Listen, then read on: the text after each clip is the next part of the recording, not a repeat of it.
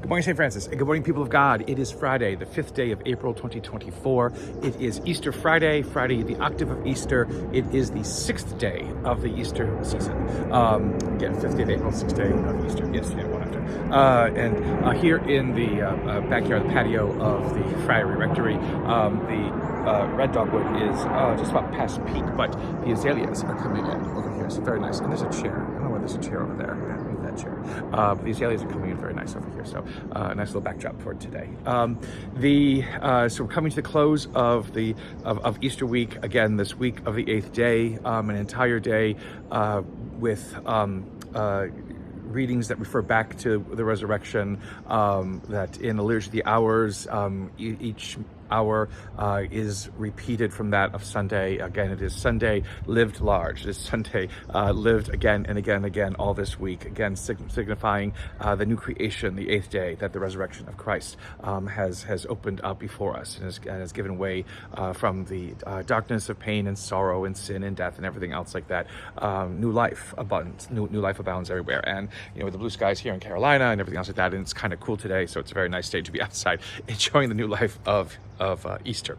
Our readings today, so the good deed that is done to the paralyzed man is met with anger and resentment by the scribes and the Pharisees and the chief priests and the leaders of the people, etc., etc. It's like, again, this same thing that happened to Jesus in doing good is met with not only doubt and suspicion, but it is also met with anger and the desire that Jesus must be punished, and now Peter and John must be punished because they did this. And so again, the threat to the power of leadership, in Jesus' time is basically what is being evidenced here. And Peter once again, has to give the explanation that, again, this Jesus whom you crucified, again to keep repeating the reality and the truth that this was the man that you crucified. In his name this man was made well, and isn't that wonderful? And it's not, because again, it is a threat to human power and to human control and the way in which we always thought things were going to be. And this is where Easter, again and again, for us who believe and who want our belief to be neat and compact, it has to demonstrate to us again and again that if we fall into that trap of trying to have a neat and compact faith, it isn't going to work out in the end, because God is not neat and compact. God is messy, which is why baptism is messy. We try to sanitize it with a trickle over the head into a punch bowl, but that is not the way baptism ever was, and that's not the way baptism needs to be. Again, somebody once said, "Oh, baptism in a font, pouring water over people's heads. That's so 1980s." And someone responded, "Yes, not 1980s, but the 380s." And so, it just is.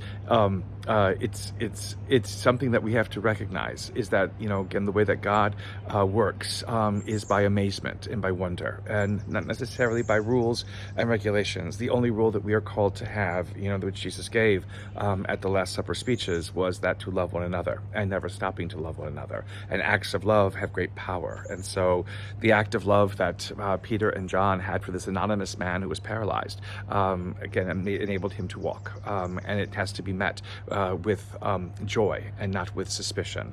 Again, in this passage from Acts, Peter utters the line, he knows that no one is saved except through Jesus Christ, which is true. Again, it's a very controversial statement, but it doesn't mean that anybody who is not Christian is not saved, because Christ can save whoever Christ wants, and that's the wonderful thing about resurrection. Again, those people who clamored for his death were not punished.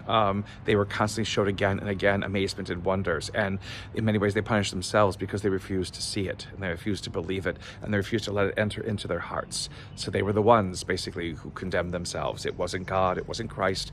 It wasn't anybody else. Now, historically, as we move into history, Christians become idiots and they begin to blame everybody for Jesus' death, and not look at their own problems that they've created for themselves. But according to Scripture, again, as we read Scripture, it is new life, again, given to everyone, especially to those who do not believe. And it's whether or not they will accept that new life that offers them, a chance to see the world differently.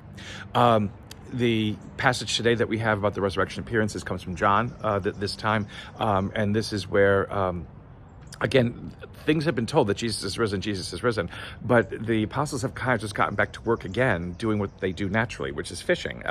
And again, they're out there fishing, and a man appears on the shore who is Jesus, but they don't recognize him again, because does his appearance shift is very interesting at times. Again, how do you understand a resurrected body? But he tells them, "You have caught anything?" They say no. And he says again, "Throw the net to the other side," and they come in with a tremendous haul of fish, and he gives them, and they don't have to ask at that point who that man is. They know it is Christ. And Peter jumps out, and everybody runs to the shore, from the end with the boats and the fish, and the net's not torn, and Jesus makes breakfast for them.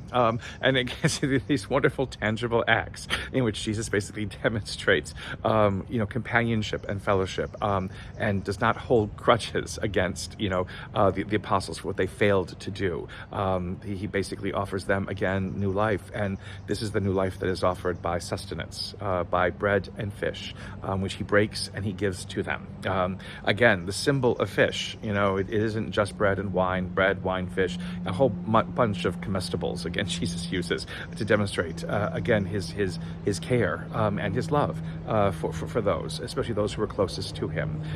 This third appearance, according to John's chronology, that Jesus manifests to them, again, is an appearance of care that feeds and nurtures, just as in this Easter season, we are supposed to care and feed and nurture one another. So continued blessed Easter, a blessed Easter week, St. Francis and people of God. May the Lord give you his peace.